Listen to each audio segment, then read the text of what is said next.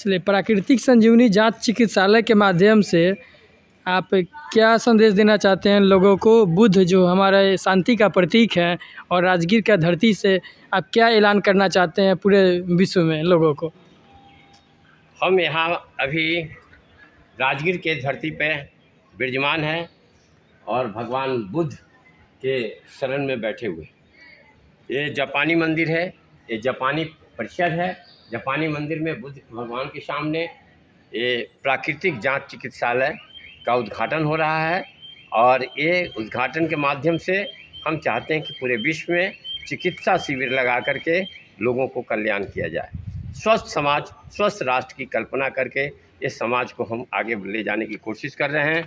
और प्राकृतिक संजीवनी एक ऐसा संजीवनी है जो कि लोगों को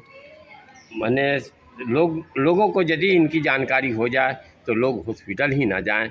इस बात को, क्योंकि हॉस्पिटल किसी को ज़िंदा नहीं रख सकता है, हॉस्पिटल मारने का ही काम करता है। क्योंकि आपातकाल के लिए हॉस्पिटल होता है, ना कि दीर्घकालिक के लिए। क्योंकि उनकी कोई भी दवाई जो है वो कोशिका को पुनः जीवित नहीं कर सकता है, कोशिका को डेड कर देते हैं, इसीलिए आयु घट जाती है। इसलिए हम कोशिश कर रहे हैं कि अपनी कोशिका को बना करके रखें और प्राकृतिक संजीवनी के साथ प्राकृतिक से जुड़ करके वो अपना कार्य को, अपने स्वास्थ्य यहाँ को बोला गया है कि बढ़ाएं। 36 करोड़ देवी देवता का वास होता है, इसका रहस्य क्या है?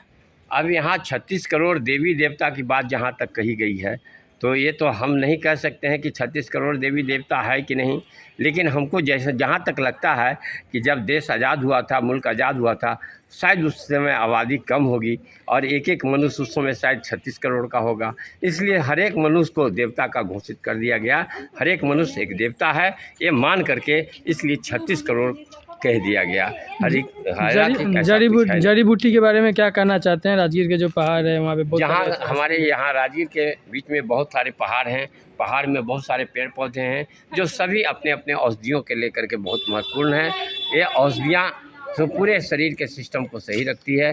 यदि सिस्टम की जानकारी हो जाए और इन औषधियों की जानकारी हो जाए तो हम नहीं समझते हैं कि समाज में इतना रोग से जो मर रहा है, भिन्न भिन्न तरह से रोग से जो मर रहे हैं वो मर पाएंगे। और यदि इनकी जानकारी मिल जाए तो हॉस्पिटलों में जाने की संख्या कम हो जाएगी। ये हमारा जहाँ तक विश्वास है। आप वैध प्रशिक्षण के से कैसा कैसा बीमारी ठीक कर सकते हैं? शुगर, बीपी, ब्लड प्रेशर, आज के में हेल्थ चैलेंज है, हेल्थ को लेकर आप क्या बोलना चाहेंगे? शुगर को लेकर खासकर जहाँ तक शुगर की बीमारी की बात है, बीपी की बीमारी, ऐसा कोई बीमारियाँ हमारे यहाँ होती नहीं है।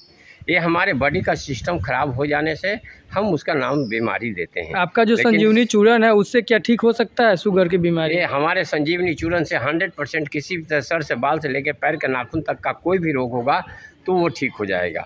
क्योंकि इसमें वो 36 जड़ी बूटियाँ ऐसी औषधियाँ हैं जो सारे तंतु को एक्टिव कर देता है, सारे नस को खोल देता है और पूरे तंत्र को, पूरी कोशिकाओं को वो पुनर्जीवित कर देता है। इसलिए ना करने का तो सवाल ही पैदा नहीं होता है। इसलिए क्या लगता है आपको वैध प्रशिक्षण केंद्र को सरकार को बढ़ावा देना चाहिए, हमारे समाज को अपनाना चाहिए? वैध प्रशिक्षण केंद्र लोगों के लिए एक हेल्थ के रूप में, चैलेंज के रूप में लेना चाहिए? यदि सरकार की नीयत अच्छी रही, कार्य अच्छा रहा तो ज़रूर इसको बढ़ावा देगी।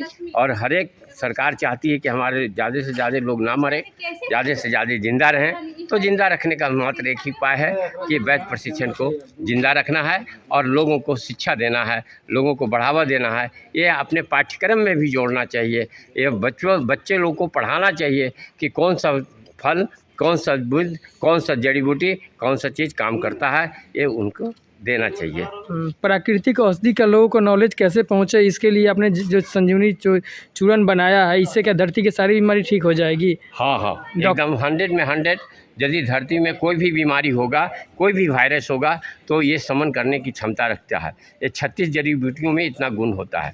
यदि इसका हम अगले वीडियो में हम इसका एक्सप्लेनेशन करेंगे, एक एक बूटियों के बारे में बताएंगे कि कौन सा बूटी कहाँ कहाँ काम करता है और कैसे काम करता है। यदि मनुष्य इसका सेवन करने लगे तो उसके शरीर के समस्त बीमारियाँ ठीक होकर के नया यौवन को प्राप्त करेगा और अपनी आयु को दीर्घायु में बदल देगा। चलिए, प्राकृतिक संजीवनी का बहुत बहुत धन्यवाद। चलिए, बहुत बहुत थैंक यू।